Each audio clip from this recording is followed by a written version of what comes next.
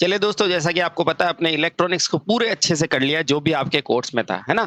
अभी कोर्स के अंदर बेटा एक छोटा-सा टॉपिक होता है ऑसिलेटर और मल्टी वाइब्रेटर। वैसे तो बेटा इसमें से ज़्यादा क्वेश्चन नहीं आते, लेकिन एक क्या कहते हैं अपन सेफ्टी इकोनॉमी की दृष्टि से इसको भी करते हैं और बेटा इसको जानने की कोशिश करते हैं कि ये ऑसिलेटर क्या होता है, मल्टी वाइब्रेटर क्या होता है ना? ये बहुत इंपॉर्टेंट है, क्यों इंपॉर्टेंट है? ताकि बेटा हमारा किसी भी तरीके से कोई नंबर नहीं कटे, है ना?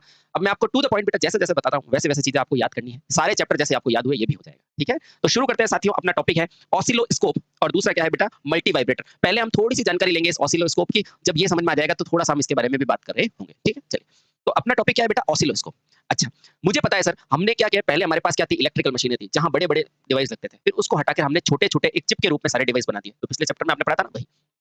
अब जब आईसी से आपने क्या बना दिया बेटा छोटे-छोटे चिप से बेटा आपने ऐसे छोटे सर्किट बना दिए, है ना? अब उन सर्किट से जो सिग्नल आएगा उसको देखने के लिए कोई यंत्र चाहिएगा कि नहीं चाहिएगा? चाहिएगा। तो बेटा जिस यंत्र के द्वारा आप अलग-अलग तरंगों को देखते हो ना, जो प्रैक्टिकल में इस तरह से डिवाइस होती है ना? इस तरह से तरंगें दिखती हैं। बेटा ये जिस डिवाइस में आप देखते हो जहाँ से आपको पता चलता है कि रियल में आपकी तरंगें है कैसी, उन सारी तरंगों के या उन सारे मानों को देखने का जो यंत्र होता है बेटा वही क्या कहलाता है? ऑसिलोस्कोप कहलाता है। ठीक है? हाँ।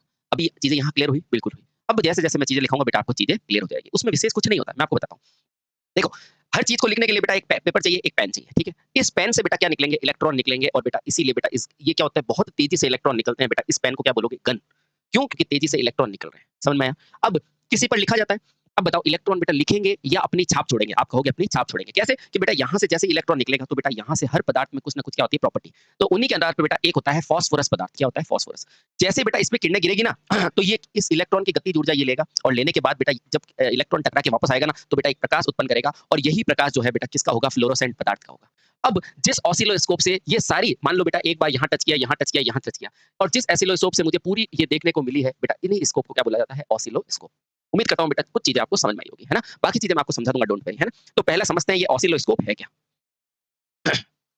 ऑसिलोस्कोप, है ना? बेटा इंग्लिश में याद करना पड़ेगा, वैसे दोलनदर्शी कहते हैं लेकिन आप इंग्लिश में याद करो, ठीक है? आपको ऑसिलोस्कोप ही देगा। इसको पहली चीज तो बेटा यही होगा कि ये है क्या? तो बोलना ये एक इलेक्ट्रॉनिक्स डिवाइस है और आपको पता ही है बेटा यही आपका आखिरी चैप्टर भी है ना? तो पहला पॉइंट लिखना यह एक इलेक्ट्रॉनिक्स डिवाइस है। यह एक इलेक्ट्रॉनिक इलेक्ट्रिकल नहीं इलेक्ट्रॉनिक तो स्वाभाविक सी बात है बेटा इलेक्ट्रॉनिक है इसलिए क्या है लो वोल्टेज डिवाइस है, ठीक है? हाँ। इसलिए आप देखते हो बेटा प्रयोगशाला में रखे हुए होते हैं ना? हाँ। यह एक यह एक इलेक्ट्रॉनिक युक्ति है। क्या बेटा ये पहली लाइन याद रह जाएगी आपको? आप कहेंगे हाँ सर याद रह जाएगी। अब इसका कार्य क्या है? बेटा इसका कार्य या इसका उपयोग विभिन्न संकेत या तरंगों को बेटा क्या होता है? विभिन्न विद्युत राशियों की तरंगों को देखने के लिए किया जाता है। तो लिखना बेटा इस यंत्र का उपयोग विभिन्न विभिन्न संकेतों को संकेतों को क्या करने के लिए होता है बेटा? देखने के लिए होता है। के लिए होता है। चाहे कोई भी संकेत हो, जैसे देखो ये साइन वेव है, ये सॉटूथ है ना? हाँ, के लिए होता है। चलिए, अभी तक बेटा आपको धीरे-धीरे 2 लाइनें समझ में आई, आई कि नहीं आई? आई। तो पूरा टॉपिक मैं ऐसे ही समझाऊँगा, डोंट वरी, है ना? हाँ। अब यह उपकरण बेटा कौन से संकेत, चाहे वो एसी हो या डीसी हो या कोई ज्या हो, त्रिभुजाकार हो, किसी भी तरह के संकेत को देख सकता है ना? तो लिखो बेटा और किसके सापेक्ष? हमेशा ध्यान रखना वाई एक्सिस से सापेक्ष। तो लिखना बेटा, इस यंत्र में हम भैया एक्स पे तो वो संकेत का आधार होगा ना, तो संकेत किसके सापेक्ष देखोगे? वाई के सापेक्ष। तो बोलना बेटा इस यंत्र में हम वाई अक्ष के सापेक्ष कौन-कौन सी तरंगों को देख सकते हैं? तो बोलना बेटा एसी तरंग को देख सकते हैं, एसी, डीसी। अब देखो बेटा कुछ तरंगें क्या होती है इस तरह से त्रिभुजाकार होती है ना? तो बेटा इन्हें क्या बोलते हैं? ट्रायंगल भी कह सकते हैं या शॉर्टटूथ भी कह सकते हैं, ठीक है? इसके अलावा बेटा त्रिभुजाकार, इसके अलावा कौन-सी है सर? तो शॉर्टटूथ, शॉर्टटूथ, है ना? शॉर्टटूथ कैसी होती है? इस तरह से होती है बेटा शॉर्टटूथ। क्लियर? हाँ, तो त्रिभुजाकार हो गई, शॉर्टटूथ हो गई और क्या कह सकते हो बेटा? ज्या तरंग आदि को देखा जा सकता है। ज्या तरंग आदि को देख सकते हैं। मजा आ रहा है ना? बिल्कुल मजा आना चाहिए बेटा। थोड़ा-सा आप इंटरेस्ट बना के रखना, सारी चीजें मैं यही याद करा दूँगा, ठीक है? चलिए बहुत बढ़िया। अब ध्यान रखना बेटा, इसमें इसके अतिरिक्त बेटा एक क्या होता है? मल्टी वाइब्रेटर भी होता है। ये एक प्रकार का क्या है बेटा? ये भी एक प्रकार का दोलित्र है, जो एक विशेष प्रकार की तरंग उत्पन्न करता है। उसे क्या कहते हैं बेटा? वर्ग तरंग, है ना? आओ, अभी तक मैंने आपको क्या-क्या लिखाया बेटा? ये क्या करेगा बेटा? त्रिभुजाकार करेगा। अच्छा, सबसे पहले ऊपर से चलो बेटा, एसी करेगा यानी कि इस तरह से करेगा, है ना? या फिर बेटा डीसी करेगा, या फिर क्या करेगा? त्रिभुजाकार करेगा, या क्या करेगा बेटा? सॉटूथ। कहीं भी बेटा इसने वर्गाकार तरंग का जिक्र किया है क्या? सर ये वर्ग क्या होता है? तो बेटा इस तरह का होता है वर्गाकार तरंग। क्या बेटा इसने इस तरह के वर्ग तरंगों का जिक्र किया है क्या? आप कहोगे नहीं, तो बेटा इससे भी तो उत्पन्न करना पड़ेगा। तो आप कहेंगे हाँ, तो ध्यान रखना बेटा इन वर्गाकार तरंगों के उत्पन्न करने का जो डिवाइस होता है उसे क्या कहते हैं? उसे ही बेटा क्या कहते हैं? Multi vibrator. Multi vibrator. अब आराम से देखना बेटा, क्योंकि ये एक ही समय में बेटा 2 डायमेंशनल में काम कर रहा है, मल्टी डायमेंशनल में काम कर रहा है, इसलिए बेटा इसे क्या बोला जाता है? Multi vibrator. और है क्या? ये भी एक तरह का ऑसिलेटर ही है। यानी कि बेटा ये तो नॉर्मल ऑसिलेटर है और जो वर्गाकार उत्पन्न करेगा बेटा उसे क्या कहेंगे? Multi vibrator. बोलो समझ में आया बेटा? आया। तो एक इंपॉर्टेंट पॉइंट डाल के आपने शुरुआत कर दी है मल्टी वाइब्रेटर के संबंध में की भी। क्या लिखोगे? याद रहे, मल्टी वाइब्रेटर वाइब्रेटर भी एक विशेष प्रकार का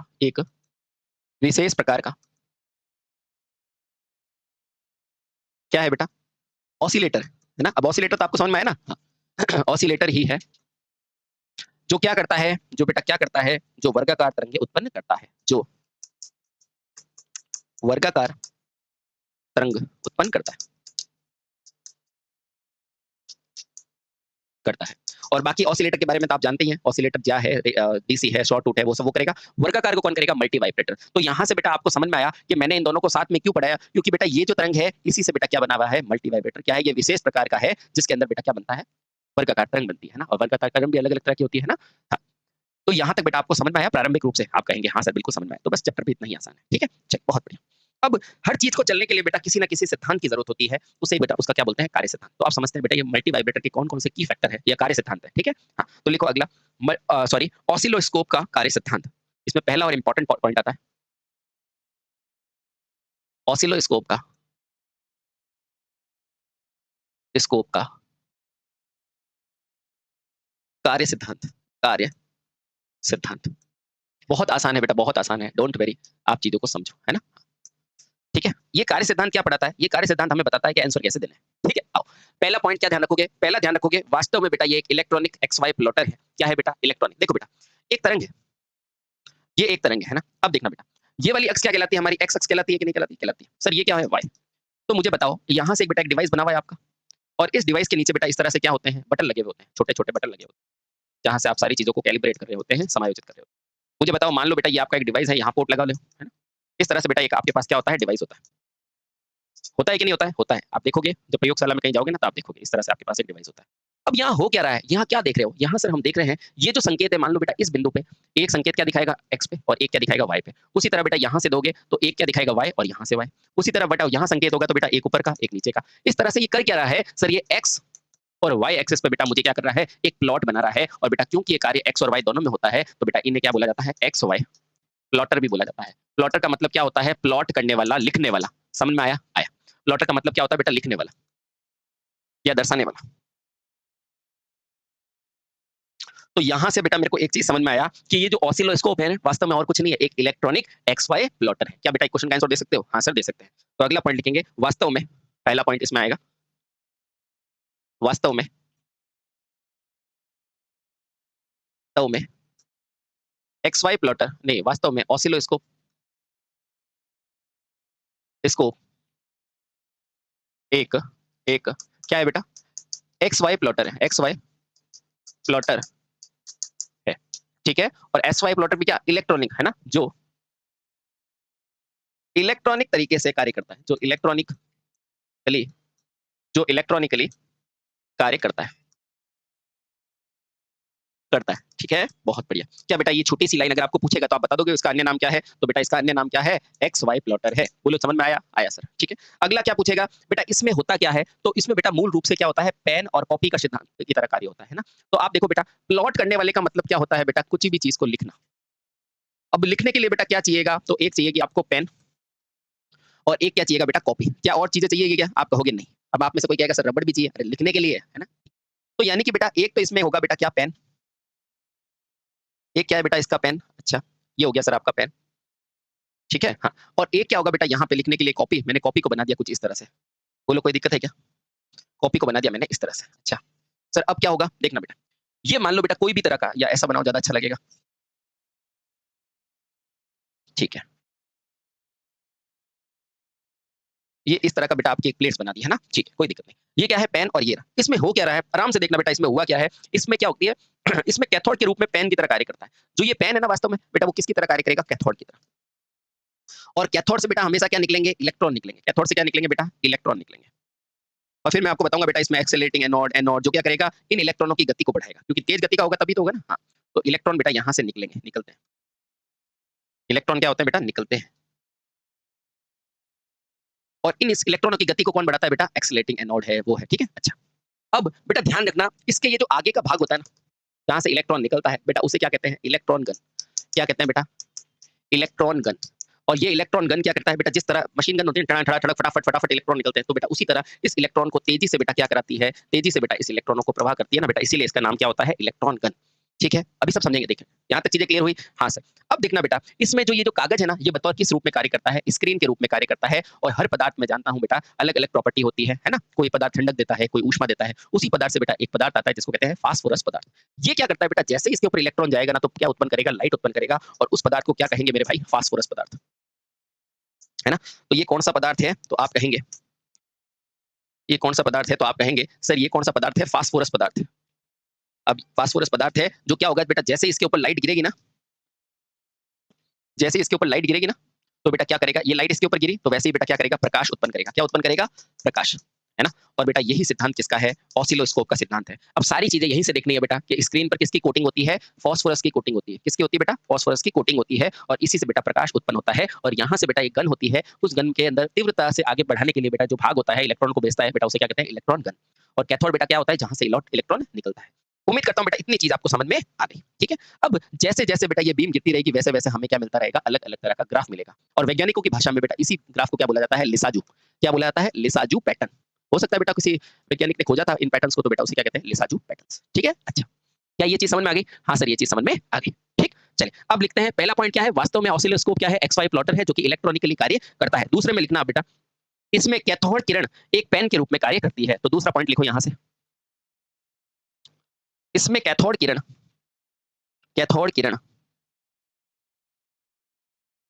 एक किसके रूप में कार्य करती है, पेन के रूप में कार्य करती है। एक पेन के रूप में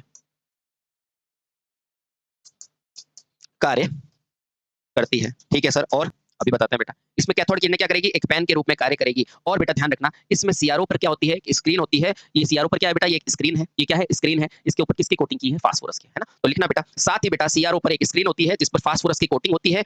और जब इस पर इलेक्ट्रॉन गिरता है तो बेटा वहां से क्या होते हैं, ग्राफ बनते हैं। तो लिखना, तीसरा पॉइंट लिखो, साथ ही इस सीआरओ में स्क्रीन होती है जिस पर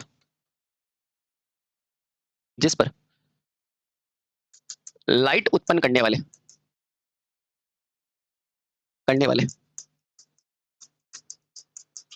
फास्फोरस पदार्थ की कोटिंग होती है। फास्फोरस, है ना, ये नाम याद रखना बेटा, फास्फोरस पदार्थ की कोटिंग होती है। कोटिंग यानी कि चढ़ा होना, ठीक है, पदार्थ की कोटिंग होती है।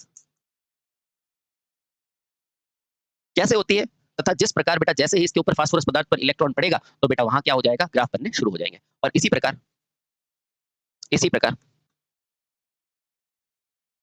जैसे जैसे इलेक्ट्रॉन फास्फोरस पदार्थ पर गिरते हैं, इलेक्ट्रॉन फास्फोरस पदार्थ पर गिरता है तो स्क्रीन पर ग्राफ बनने लगता है।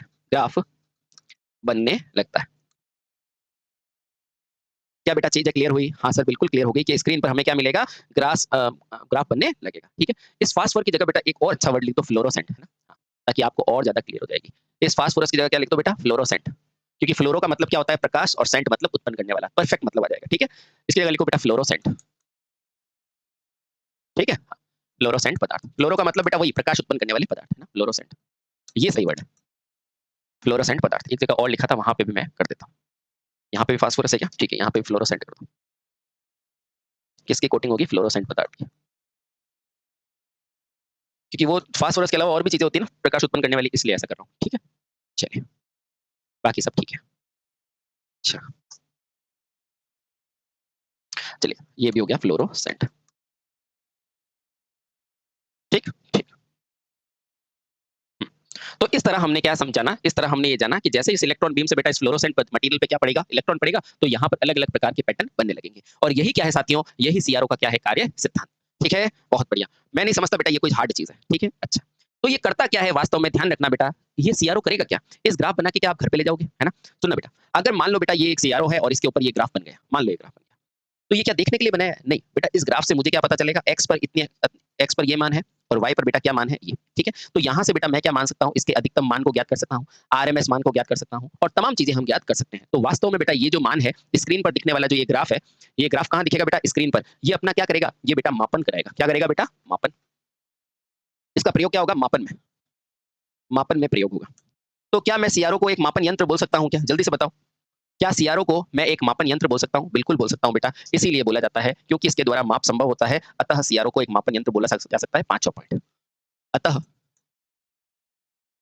सीआरओ को मापन यंत्र भी कहा जाता है। क्लियर हुआ कि नहीं? आप कहेंगे हाँ सर 100% क्लियर। ठीक है, क्लियर। अब सर ये कैसे मापेगा? तो ध्यान रखना बेटा, ये समय के सापेक्ष क्या करेगा, विद्युतीय संकेतों को आभासी रूप में क्या करेगा बेटा, परिवर्तित करके मापन कराएगा। देखना बेटा, ये सब एक्स एक्सिस पे मैं क्या मानता हूँ बेटा, समय। तो ये क्या करेगा बेटा, समय के आधार पर क्या करेगा, मेजरमेंट करेगा भैया, इतने पे यहाँ यहाँ यहाँ यहाँ, ये क्या है, किसी ना किसी समय के सापेक्ष, है ना? तो ध्यान रखना बेटा, यह क्या करेगा, समय के सापेक्ष जो मेरा विद्युत संकेत आ रहा है उसको क्या करेगा, ग्राफिकली आभासी रूप में प्रदर्शित करेगा। ठीक है, तो लिखना यह मान, अगला लिखना यह सीआरओ समय के सापेक्ष, इसके सापेक्ष बेटा, समय के सापेक्ष। एक तो ध्यान रखना बेटा, समय के सापेक्ष यानी कि समय को रेफरेंस लेना है, और दूसरा आप क्या लोगे बेटा, समय का उल्टा क्या होता है, आवर्ती। तो बेटा ये आवर्ती का माप भी करता है। ठीक है, और एक क्या लिखो बेटा, वाई एक्सिस के सापेक्ष, क्योंकि सारे संकेत क्या है, वाई पे बन रहे हैं। तो ये दोनों पॉइंट ध्यान रखना। तो लिखोगे सीआरओ समय के सापेक्ष, सीआरओ समय के सापेक्ष क्या करता है, वैद्युतिक संकेतों को, जो भी वैद्युतिक संकेत आ रहे हैं ना, जैसे अपने घरों में एसी आ रही है, उसको देखना है तो बेटा ग्राफ पे देख सकते हैं, है ना? तो वैद्युतिक संकेतों को, अब ये कौन करता है, ये सब पढ़ूंगा, है ना? आभासी रूप में परिवर्तित कर। भैया आपने को ये जो संकेत दिख रहा है, ये जो संकेत है वो रियल थोड़ी ना है, वो तो आभासी, तो आभासी तो करा रहा है ना? आभासी यानी कि टेम्पोरेरी, है ना? आभासी यानी कि वर्चुअल, टेम्पोरेरी वर्चुअल। ठीक है, तो ये समय के सापेक्ष आभासी रूप में संकेतों को परिवर्तित कर, परिवर्तित कर कर क्या करता है बेटा, ग्राफ बनाता है, बनाता है। क्या ये चीज क्लियर हो गई बेटा? बिल्कुल 100% क्लियर हो गई होगी। ठीक है, अब ध्यान रखना बेटा, इसकी खास बात ये है कि देखो इससे आप क्या बना सकते हो, सर इससे डीसी सिग्नल बना सकते हैं क्या? हाँ। सर इससे एसी बना सकते हैं क्या? हाँ। अब यहाँ से मैं इंपॉर्टेंट चीज बता रहा हूँ, ध्यान रखना बेटा। मुझे सिंपल सा ये बता दो बेटा, डीसी की आवृत्ति कितनी होती है? तो आप सभी को पता है सर, डीसी की आवृत्ति क्या होती है, 0 हर्ट्ज। और एसी की आवृत्ति क्या होती है बेटा, कितनी भी हो सकती है, जैसे ये 50 हर्ट्ज है बेटा, जब बड़े अंतरिक्ष लेवल पे जाओगे ना तो हजारों हर्ट्ज तक मिलेगी। कितना? हजारों। अपन जैसे एफएम सुनते हैं तो उसमें क्या सुनते हैं बेटा, 104.8 एफएम, वो के क्या होता है, वो किलो होता है ना? अगर आप एफएम सुनोगे तो बेटा मेगा हर्ट्ज में जाएगी, एएम में सुनोगे तो किलो हर्ट्ज में जाएगी। तो बेटा ये क्या कर सकता है, निम्न से निम्न तथा उच्च से उच्च आवृत्ति के सिग्नलों को भी जांच कर सकता है। तो बेटा यही आपसे क्वेश्चन पूछा जाता है, क्या पूछा जाएगा कि सीआरओ द्वारा निम्न आवृत्ति यानी कि डीसी जैसी आवृत्ति से लगाकर उच्च आवृत्ति के संकेतों को भी स्क्रीन पर देखा जा सकता है। तो ये क्वेश्चन पूछे तो बेटा लगा क्या ना, यहां से नोट लिखना बेटा, सीआरओ द्वारा निम्न आवृत्ति, निम्न आवृत्ति से उच्च आवृत्ति तक के उच्च आवृत्ति वाले सिग्नलों को भी देखा जा सकता है, सिग्नलों को भी देखा जा सकता है ना? इसलिए बेटा आजकल अपन देखते हैं ना कि अंतरिक्ष के अंदर सैटेलाइट चलता रहता है, लेकिन उसकी सारी इमेजिंग हमको दिखती है, वो बेटा इन्हीं के माध्यम से सक्सेस हुआ है। ठीक है, क्या चीजें क्लियर हुई है? बिल्कुल सब चीजें क्लियर हुई। अब मैं आपको दिखाता हूँ बेटा आखिर ये सीआरओ लगता कैसे है, आखिर ये सीआरओ लगता कैसे है। तो बिल्कुल आसानी से देखेंगे हम एक एक करके ये सीआरओ कैसे दिखता है, क्यों दिखता है। पर आपको यहाँ तक चीजें क्लियर हुई कि नहीं कि सीआरओ में आखिर हुआ क्या? बेटा सीआरओ में ये पॉइंट्स ध्यान रखना, ये समय के सापेक्ष बेटा क्या करता है, विद्युत को आभासी रूप में परिवर्तित कर ग्राफ देता है। सीआरओ में निम्न से लेकर उच्च आवृत्ति के सिग्नल दे सकते हैं। तो आपको पूछेगा सीआरओ समय दे सकता है, बिल्कुल दे सकता है, आवृत्ति दे सकता है, अलग अलग मान दे सकता है। इसके आगे का वीडियो बेटा नेक्स्ट लेक्चर में करते हैं। Thank you so much.